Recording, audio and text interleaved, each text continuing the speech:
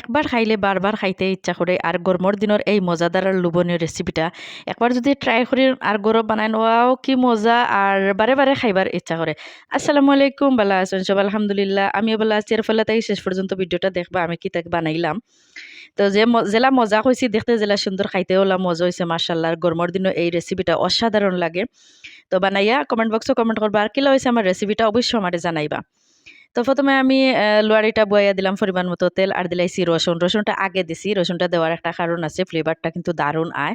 তারপরে পেঁয়াজ আর অল্প অল্প হলুদ, মরিচ আর পরিমাণ মতো লবণ দিলাম। ধনিয়ার গুঁড়া দিতাম না, কারণ ওই লগি এই রেসিপিটাত কিন্তু ধনিয়ার গুঁড়া দেওয়া যায় না, ধনিয়া পাতা অবশ্যই দেওয়া যায়। এখন আমি কিতা করলাম, বালাখরি মশলাটারে একটু খসাই নিমু, আর যে সময় তেল চাড়িয়ে আইব পানিটা শুকাই যাব তখন আমি দিয়া দিমু আম। আম দিয়ে রেসিপিটা বানাইমু, মজাদার আর লোভনীয় লাগে এটা খাইতে, আর গরমের দিনে তো অসাধারণ লাগে। তারপরে আমি একটু একটু লাড়া দিয়ে অল্প একটু ফানি দিমু, অল্প একটু ফানি দিমু, আর দিয়া মাছটা দিমু, মাছটা আর আমটা একটু খসাই যাইব গিয়া। তো অল্প একটু ফানি দিলাম, খুব বেশি দিলাম না। এখন আমি দিয়া দিমু বড় বড় মাছের পিস। তা আপনারা চাইলে ছোটো মাছ দিয়েও রান্নতে পারবা, আদি মাখাইও রান্নতে পারবা, খুব মজা লাগে, দারুণ লাগে খাইতে। যখন আমি বয়স দিলাম তখনও মনে হয় জানি আরেকবার খাইতাম, এমন একটা অবস্থা। যাই হোক, এখন আমি লাড়িয়া সারিয়া আর অল্প একটা সময় গুড়িয়া দিমু, মাছটা আর আমটা একটু খসাই যাক গিয়া। তারপরে আমি দিয়া দিমু পরিমাণ মতো পানি। এখন আমি একটা ঢাকনা দিয়া আর গুড়িয়া দিলাইমু, ওইতে থাকুক ২-৩ মিনিট, খুব বেশি নয়, ২-৩ মিনিট। আমও যেহেতু নরম আর মাছও যেহেতু তাজা মাছ, আর খাসা মাছ দিয়ে ইলা মজাদার দারুণ রেসিপিগুলা বানাইতে কিন্তু খুব ভাল লাগে, ট্রাই করবা।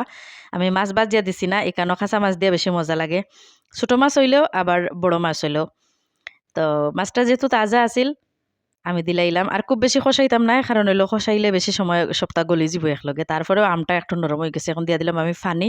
আপনারা চাইলে সময় বাড়াইয়া দিতে পারেন, পরিমাণ মতো ফানি দিলাম, দিয়ে এখন গুড়িয়া দিলাইমু, দিয়া আর জাল দিমু আমি যতক্ষণ পর্যন্ত না তরকারিটা হইছে তার আগ পর্যন্ত। দেহরানি উতরাইয়া আইচ্ছে। এখন আমি আবারও ১০ মিনিটের মতো জাল দিমু। হাই হিটে না, লো হিটে জাল দিমু। আপনারাও চাইলে কম কম আগুন দিয়া রান্ধিবার চেষ্টা করবা, কারণ বেশি করে জাল দিলে হইলাম না আম আর মাছ দুইটাও কিন্তু গলি যাওয়ার সম্ভাবনা বেশি। এই তো ওইয়া আইচ্ছে, আর একটু সময় বাদে আমি আপনারা তুলিয়া দেখাইলাম কিলান হইছে। তো ঝুলটা আপনারা পরিমাণ মতো রাখতে পারেন, কমাইতে পারেন, বাড়াইতে পারেন, আমি আমার আন্দাজ করে রাখলাম।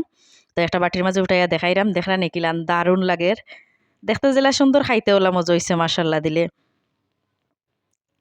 তো যে যেখান থেকে আমার ভিডিওগুলো দেখুন, লাইক কমেন্ট শেয়ার করুন, প্রত্যেকের অসংখ্য অসংখ্য ধন্যবাদ। আর ভিডিওটা দেখবা, লাইক কমেন্ট আর পারলে একটা শেয়ার দিয়ে দিবা।